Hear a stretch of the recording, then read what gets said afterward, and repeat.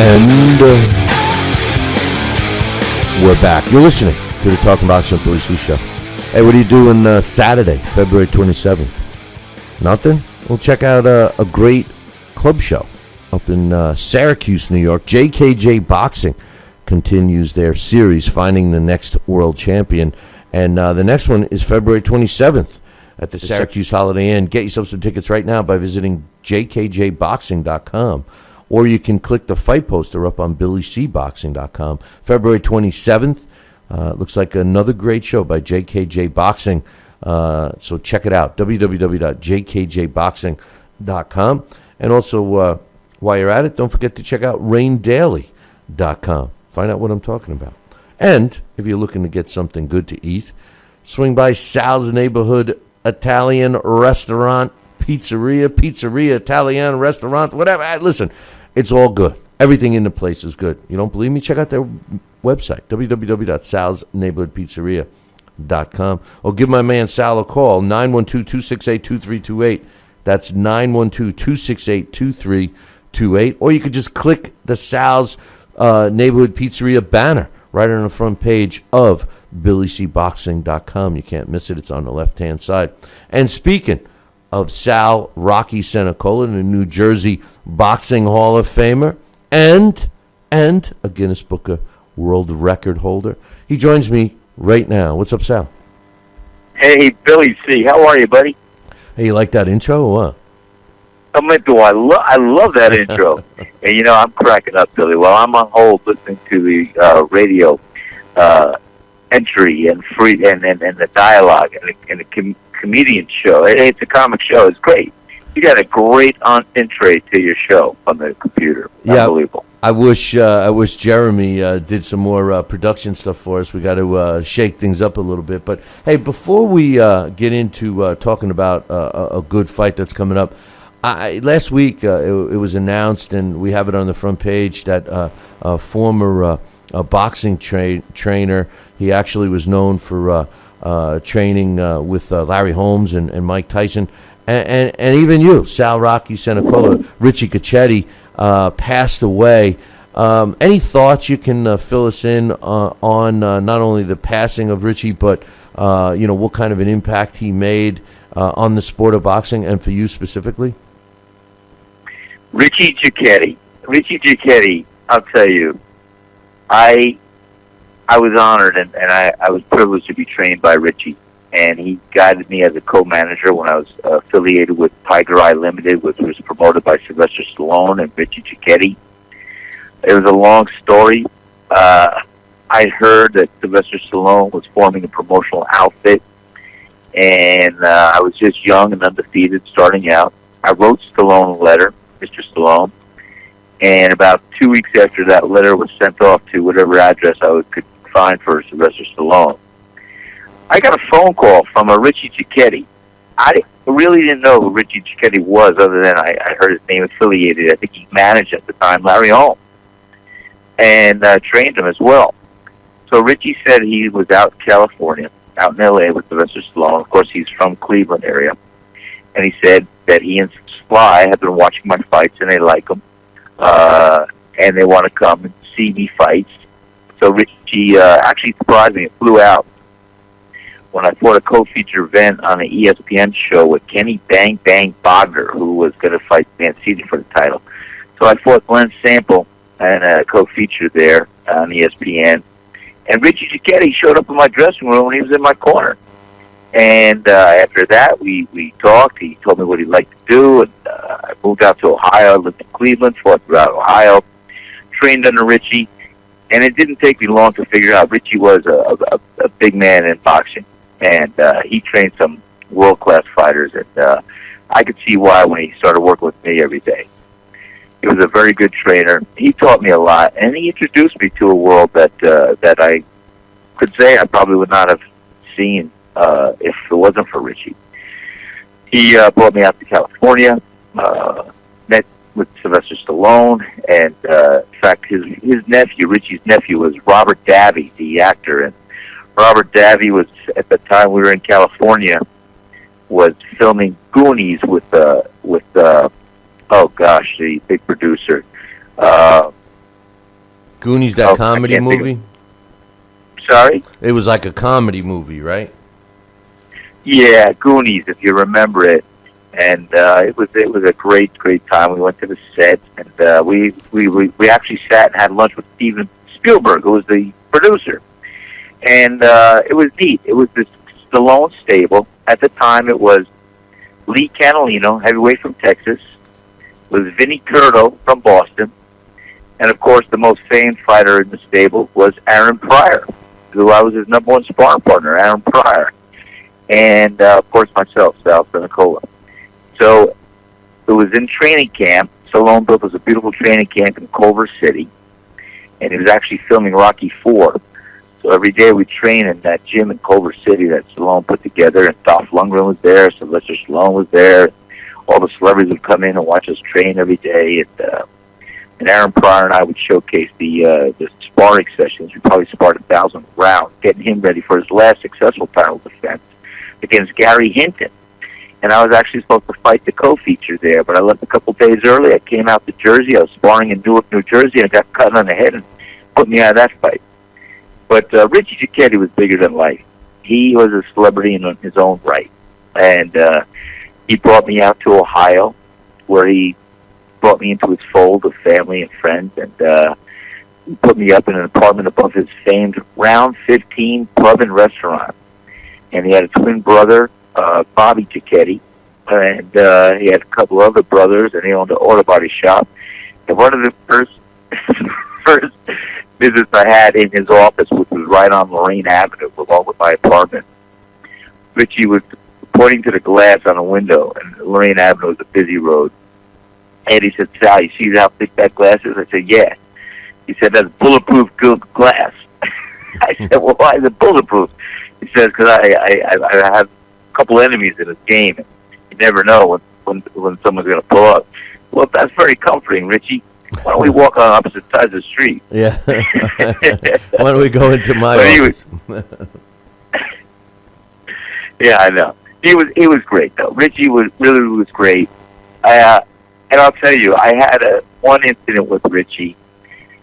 You know, Sylvester Stallone promoted. I got starstruck. Sylvester Stallone promoted I think it was a CBS film about Boom Boom Mancini, and I knew Boom Boom. Boom Boom was a friend of mine, and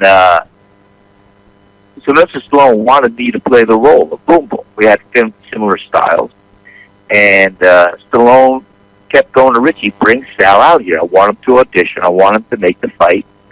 And they wound up casting, what was the guy's name, from On Golden Pond. He was from Franklin Lakes, New Jersey. I don't know. But I'll think of his name one day. And anyway, so I get off the plane. I'm there in the gym, and Stallone sees me. He says, "That's Sal, and I want Sal to be on set tomorrow because I want to do the movie." We started filming 3 days already. And so next thing I knew, Richie didn't like the idea. He said, "Sly, if Sal takes Hollywood, he's not going to want to fight. He's going to want to act, and this kid could be a world champion." So, you know, I went to the high school where Sylvester Stallone was filming the movie, and Doug McKeon was the cast as Boom Boom Mancini. Doug McKeon was the kid on Golden Pond with Henry Fonda, Jane Fonda. So, you know, he's a blonde, taller kid from Franklin Lakes, and here they got the shorter Italian guy, me, that they want to play Boom Boom. It's more like his style. Right. And so I was actually behind the cameras, behind the scenes. Sylvester Stallone stuck me into a high school where they were doing a film. There were 3 days into filming. And he wanted me to improvise and do a monologue scene, or do a scene with the guy who played the priest. I don't know if it's Kellerman, Hollerman, Tom Hollerman, something like that. Bob Hollerman or something. And so we improvised the whole scene. He said, "Now, Sally, do you remember when I did the scene in Rocky III, when I come back to my house and I'm talking with Nicky, he doesn't want me to fight Clubber Lang, and he kind of senses that he set me up and protected me all these years. I want you to do that scene." And sure enough, we did that scene flawless. It's somewhere on the Hollywood scrap floor. But Stallone thanked me, said I did a great job, and they reviewed the film that night. They did everything they could do, And Richie told me the next day, he said, Sal, I'm going to tell you honestly, Fly really likes you. He wants to put you in this movie, but here's the trouble. They're 3 days into it. Doug McKeon's already in the movie, and I don't think we're going to be able to make this happen because there's going to be a lot of suits and a lot of things that happen. And you're a non-entity right now, but we would definitely keep you in mind in the future. So anyway, I guess I got a little starstruck, as I said. We trained. We got ready for the fight for Aaron Pryor. It was a great session. Did more than hold my own against him. We sparred maybe 1,000 rounds, Aaron Pryor and I, getting ready for that fight. And I love Aaron. I can tell you some stories about that, too. But Aaron and I have still been good friends. So Richie and I, when I got back, and I just said to Richie, I think I'm going to go my separate way. We were together for about 3 years, and Richie got my ranking with working with him, and had a lot of good fights throughout Ohio, and Jersey, and Atlantic City. And but I'll tell you what, if I had stayed with Richie, again, we did a lot of fights at the Sands Casino, and we fought under Tiger Eye Limited badge, and which was also Russell Peltz was the promoter behind that.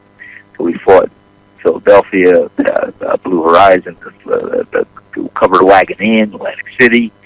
And if I had stayed with Richie, my short sight, my young mind, my frustration, Richie would have gotten me a title fight. That's all I ever wanted, was the opportunity to fight for the championship. And unfortunately, I thought I was bigger than I was in a sense, and I didn't know how much the politics of the game went. But, you know, when I gave Richie up for my manager and promoter, I kind of had a slow trickle exit out of boxing to be used as fodder in that sense from then on. But Richie, I could say nothing bad. Richie was a great trainer, great man. I loved the time I did spend with Richie. I met him years later. He was training Mike Tyson, and I actually had a luncheon meeting with him in Atlantic City. And we talked about some of the good old days and some of the things. And he said, Sal, you were stupid. I couldn't tell you that, but you were stupid when you got rid of me, because I would have gotten you a title fight. You would have been champion of the world. I said, Richie, I realize that now, going 15 years later. Right. So that was about the last time I saw him. But God rest his soul. He was a great man. I spoke to his son, Richie Jr., one of the fights we did here, actually. Carl King got him on the phone for me. It was a nice conversation. At that time, Richie Jr. said his father wasn't doing so well. But thanks for that time. I do want to give that shout-out to the Giacchetti family. My condolences. And I did love Richie, and he was a great trainer, great asset to boxing. Yeah, he certainly was, and he'll be missed. Great insight to your experience with him. Thanks for that. We were talking about, big fight that's coming up in March, actually March 12th, between two young welterweights, Shawn Porter against Keith Thurman. Now, Keith Thurman does happen to have a world title. He had the interim title for a while, and he graduated, and now he's got the regular WBA title. Very similar in age and, opponents and everything else coming up. Shawn Porter is a former world champion. He did lose his title to Kell Brook back in 2014. And these two guys are going to be fighting each other. I love this fight, Sal. What I love about it is that it is two young fighters seemingly at the same point in their careers. It's an important fight, not only for them, but for the sport itself. It's going to be on regular network television, CBS. I know that you and I have been talking about possibly doing something there. What's your thoughts on, I know we'll have a lot more time to talk about this fight, but what's your quick thoughts on Keith Thurman against Shawn Porter as you start to, dissect this fight as it approaches? I am starting to dissect this fight, and I see these two fighters, and they're both very, very good, very accomplished. Keith Thurman is a very good fighter. I think he's more textbook. He's a good boxer, and he's got the fundamentals down. He's got some good power. I don't know how he is fighting backwards. I think if he can keep the fight in the center of the ring, and which is going to be hard because I know that Shawn Porter is a little more aggressive, and I think Shawn Porter is going to be taking the fight to Keith Thurman. And I think Keith's got to keep his back off the ropes, because I think if Shawn gets inside, Shawn, I think, is a little busy in the inside. He's a little shorter, so if he gets inside, he's going to be punching and banging away, and I think Keith is going to be better or more effective if he could keep it as a boxing Nash and keep on the outside. I think if Shawn Porter works his way into the inside, he might be quick, explosive with some of those inside punches, and tying up Keith Thurman. But it's going to be one of the greatest fights starting this year off. Yeah, sure, it's going to be March, but you know what I mean. It's going to be a great fight. As you said, Bill, it's going to be a great fight for boxing, because you have two young athletes. They're going to both have the heart of a champion. They're going to both come in to win. And I like I said, Keith Thurman has some great power. Shawn Porter has some good pop in his punch, but he's a busy fighter. He throws punches and bunches, and he's not afraid. He comes right in. You know, when I look at these guys, I see a lot of similarities that, you know, I didn't realize until actually, you know, as I'm looking at the X's and O's. You know, Keith Thurman, you know, at first glance, I thought that he, you know, was going to have a height and reach advantage. He actually is only a half-inch taller than Shawn Porter. He's 5'7.5". Shawn Porter's 5'7". Right. You know, Shawn Porter actually has a half-inch reach advantage over Keith Thurman. Keith Thurman's got a 69-inch reach, and Shawn Porter has a 69.5-inch reach. When you look at these guys, they're almost the same age. They're born a month apart, 1 year and 1 month apart. Keith Thurman is actually a little younger. When you look at them, they have, you know, their usual suspects moving up, and, you know, as their record, you know, starts to, as they're, you know, becoming fighters and getting better and better. You look at both of these guys in 2010 as being that turning point where they started facing, you know, upper echelon fighters. But the one thing I noticed from that point, those last 5 years, from 2010 all the way up to 2015, is that it seems to me, even though I agree with everything you said about the differences with the two fighters, you know, Shawn Porter is more of a seek and destroy guy, and Keith Thurman, although he's known for his knockout power, he's more of a refined fighter. But when I look at these guys from 2010 to the present, I kind of see Shawn Porter continuing to do what he does and trying to get better. With Keith Thurman, not that he's not trying to get better, and not that he's not doing what he does, because he keeps winning. He's the one without a loss. He's 26 fights without a defeat, and Shawn Porter, he's got 26 wins, but he also has a loss and a draw at 28 fights total. But here's one thing I noticed. Ever since, and they had some similar opponents too, but ever since Keith Thurman's fight in 2014 against, after his win over Julio Diaz, which Diaz couldn't continue after 3 rounds, he fought Leonard Bundu, who was a guy with no power, but he was kind of like a boxer. From that point on, in his last 3 fights, I kind of see Keith Thurman as fighting in a more safety-first approach. And I don't know if that's going to be beneficial to him if he steps in the ring with Shawn Porter, who obviously does not think safety first. What's your thoughts on that? I think that's a great assessment, great analogy, and you're right. You know, when I saw these guys fight some of their previous fights against their other opponents, you know, I make the comment, you're right, you know, Thurman is just a half-inch taller, but, you know, I like how Porter is with his style. He seems to come in lower. He seems to come in, so he's not an easy target, and he's a busy fighter. And, you know, I think it's going to be, as you say, it's a big thing to fight off, this whole thing. And I also heard that Keith Thurman had what I'm very familiar with, a shoulder injury a while ago. And I think, you know, when a fighter fights, not scared, I don't want to use that term, but when he fights a defensive fight, you know, Aaron Pryor had the favorite thing, you got to fight to win. You know, that's as fundamentally sound as a true statement as you can imagine. Oh, And you can't fight scared. You can't fight hesitant. You got to be careful. You got to be confident. And I just think that if he's going to be a little more conservative, maybe Thurman reached a little plateau. Maybe he needs a shake-up in his cans to train him a little bit, to get him past the plateau, to let him grow a little bit more. I'm not sure. I do like the style that of this boxing match is going to be. And I think, he can't fight conservative. I think he's got to go out there. He's got to establish himself with the jab. He's got to make sure that Shawn Porter's going to think twice before he comes in after him. And, with the power that Keith Thurman has, he can land that overhand right or left hook and a stiff jab. But I think Shawn Porter is going to work his way in there and try to give him punches and bunches. So if Keith Thurman is going to be a little more conservative, not willing to put it out there, he's going to get caught. He's going to get caught.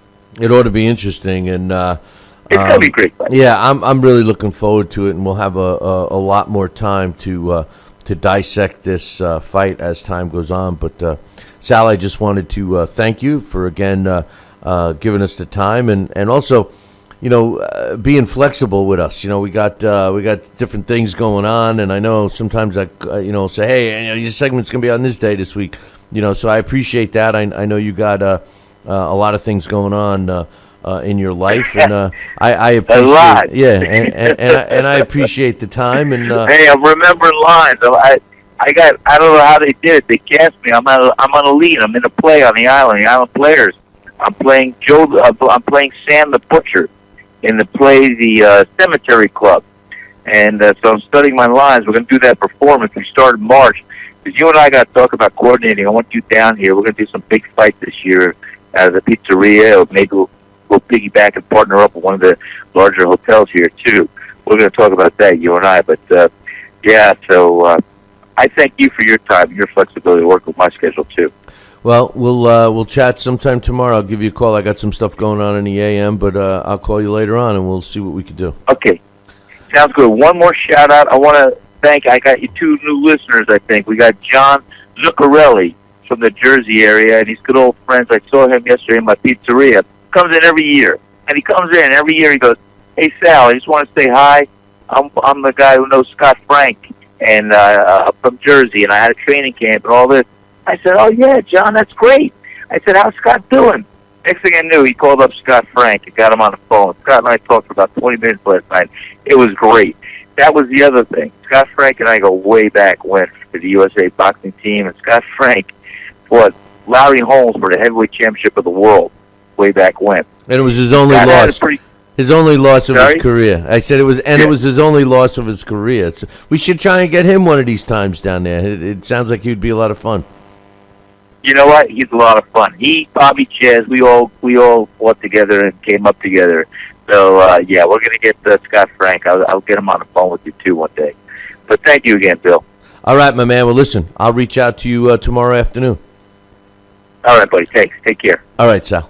That's my man, Sal Rocky Cenicola, New Jersey Boxing Hall of Famer and Guinness Book of World Record holder for the sport of boxing, of course. And you guys know the story. He's the longest comeback, I guess, in between fights. 25 years. I should have asked him. I know he knows it by the minute. But Sal Rocky Cenicola, if you're heading south, like I hope I'm going to be doing pretty soon, make sure you stop off at his place. It's in beautiful St. Simons Island, Georgia. Check out his menu. His food is second to none, trust me. And I don't put on weight for nothing when I go there. Sal's Neighborhood Pizzeria.com. So you can drool over the food the way I just start thinking about it. Or give my man a call, 912-268-2328. Talk to Max and Heather and my girl Kelly. Everybody's staff there is great. So anyway, hey, listen, I'm going to take a short break. And when I come back, we're scheduled to have Dax Khan join us. And then after that, I got some news I want to talk about, including Luis Ortiz finally getting an opponent. We got the fight results from this past weekend. And this week's Blast from the Past, which we'll be doing on Wednesday, features Panama Al Brown, former world champion and boxing Hall of Famer. So make sure you stick around for that. Listen, I'll be back in 2.